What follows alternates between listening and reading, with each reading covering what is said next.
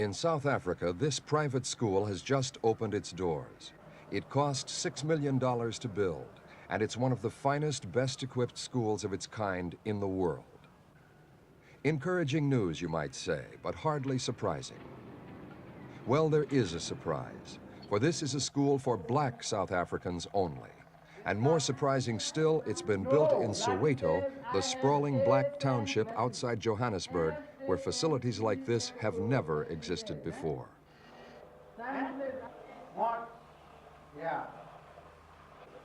Are those sunglasses? This is PACE, Project for the Advancement of Community Education. Its aim, to teach commercial skills to black children, and so fit them for responsible jobs in the huge South African economy. The money's been raised mainly by U.S. business interests, and there's been enough of it to provide these children with the best of everything. It's far from typical.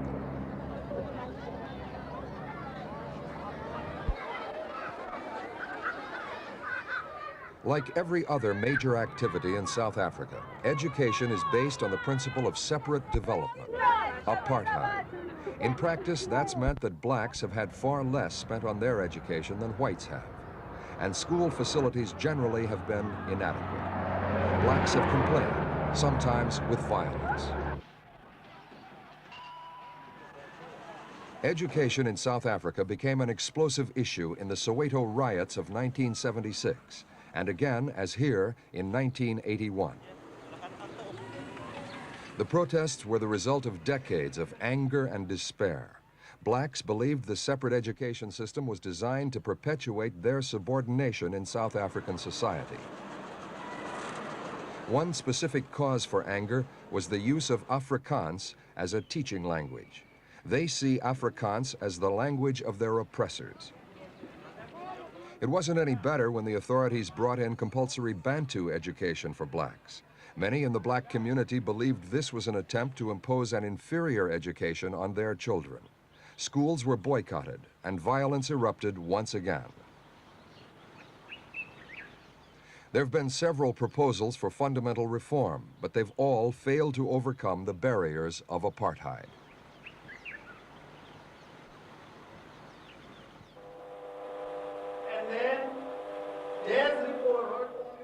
PACE is an attempt to overcome some of these political difficulties through private enterprise.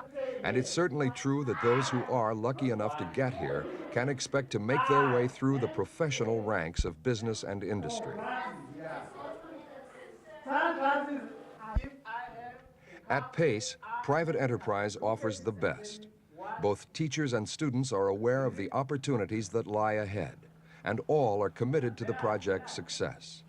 What I have there in the picture. The school is headed by Rex Pennington.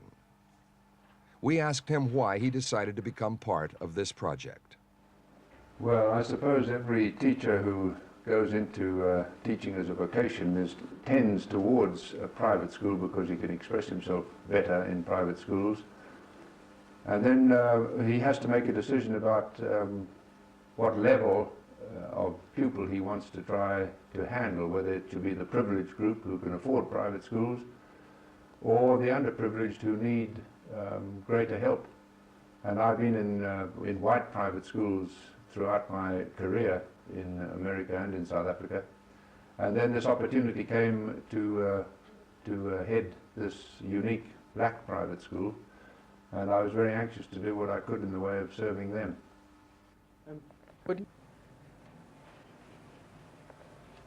The 5-year course here is intended to produce graduates who can compete on equal terms with anyone, whatever their color.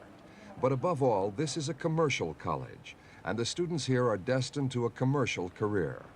They'll be trained as accountants, computer programmers, and similar jobs, skills desperately needed in South Africa and which can't be provided entirely by the white workforce.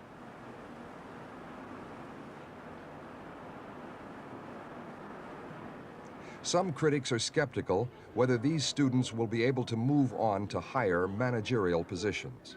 Even so, the children are given opportunities denied to many. At present, there are over 250 students here, and it is expected to cater for 600 when completed. We asked the headmaster whether the millions spent on PACE would not have been better used on other schools and essentials to help more students.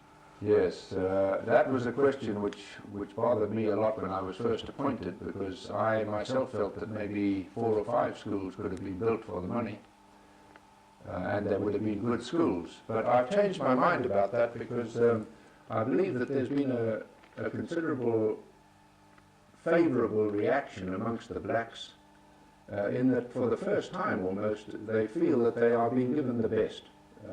Private enterprise has stepped forward generously and has given them facilities which really are as good as any facilities of any school in South Africa. And I think that this has made them look to a future which they hadn't really even imagined was possible for their children.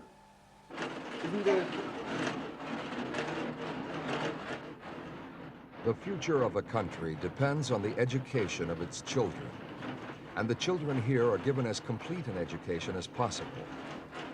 They learn 4 compulsory subjects, including their native tongue, English, Afrikaans, and mathematics.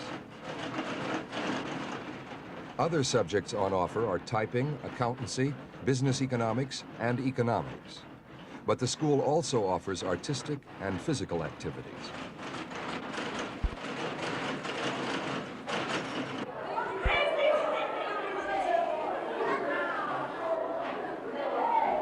The school's architecture, both inside and outside, is functional and adapted to the requirements of teaching and students' learning.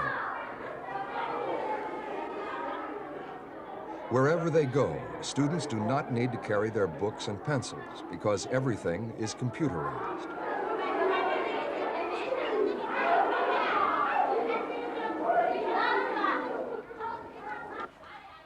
At mealtimes, the children all converge on the large and well-appointed canteen. The minimum age for entry at PACE is 13, and at that age, food is almost more important than learning.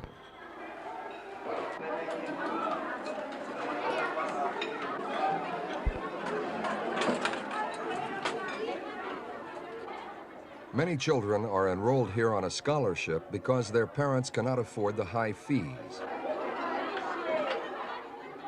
Tuition for the year costs $1,400. Certain students receive part of their fees from some U.S. companies. Their parents pay $400, either in a lump sum or at $35 a month.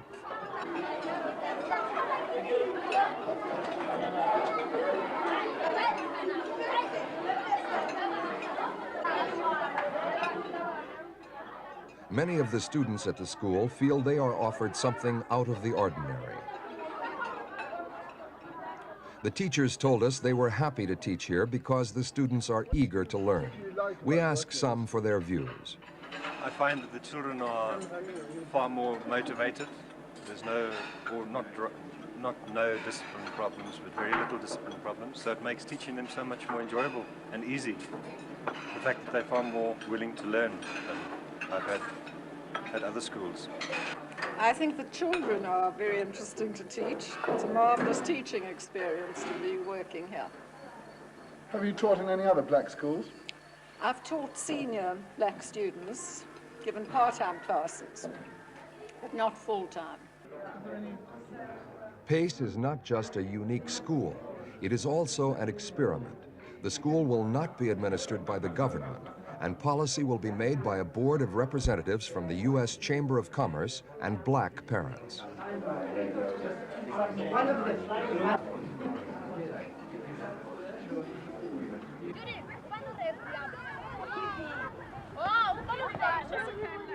As a private school, it can offer the best, not just academically, but also recreationally. For the future, there are plans to build a gymnasium, a swimming pool, and a proper athletic field. Meanwhile, the children play their favorite sport in conditions unknown to the majority of black children in the country.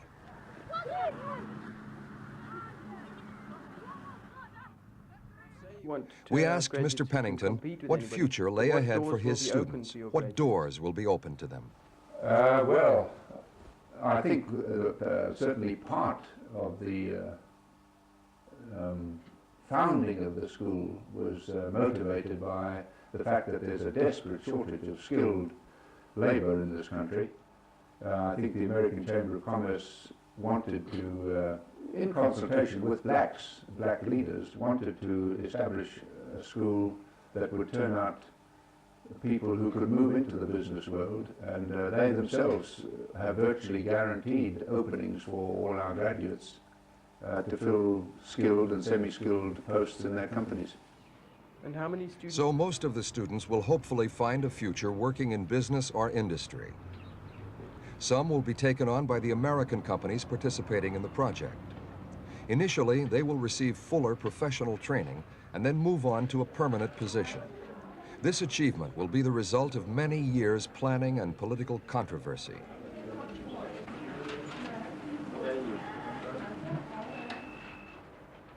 This small step toward emancipation was the result of much pressure put upon U.S. companies operating in South Africa. Black American human rights groups became an important voice, speaking in favor of black South African workers employed by U.S. companies. The result is here to be seen. What international pressure has so far failed to achieve, private enterprise has to some extent been forced to implement.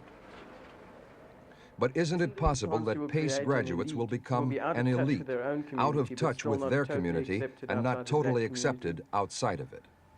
Yes, this word elite is a complicated one. It depends what you mean by it. I mean, we are elite in that we are selective. A private school is elite in that it's not the run-of-the-mill.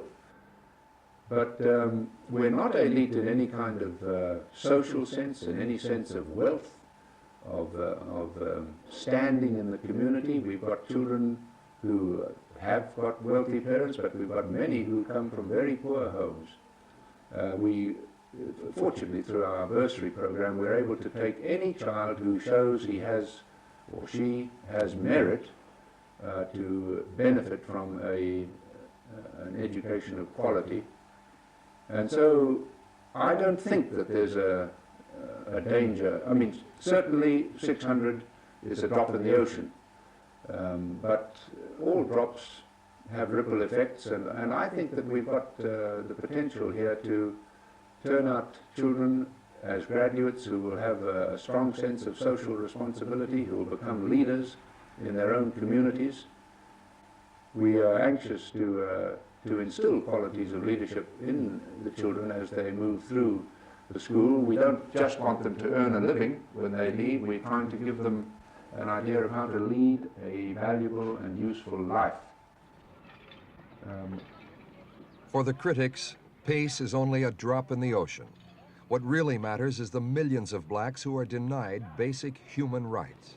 For the people of Soweto, this has meant untold suffering and for some even death.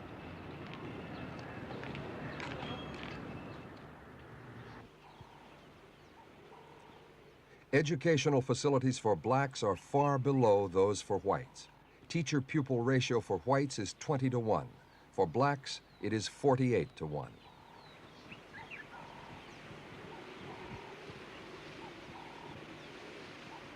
White students in government-supported schools receive considerably more in individual expenditure than black students. In 1981, more than half the number of black students entering school dropped out before completing 4 years' education. Protest at such treatment is harshly dealt with.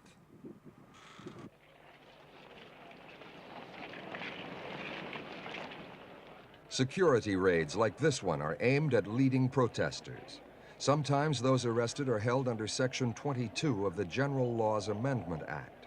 Under this act, the authorities can hold people in isolation and without charges for up to 14 days.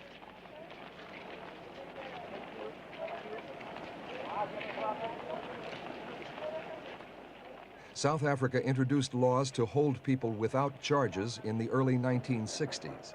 Since then, it has been reported that about 5,000 people have been held in such detention for varying periods of time.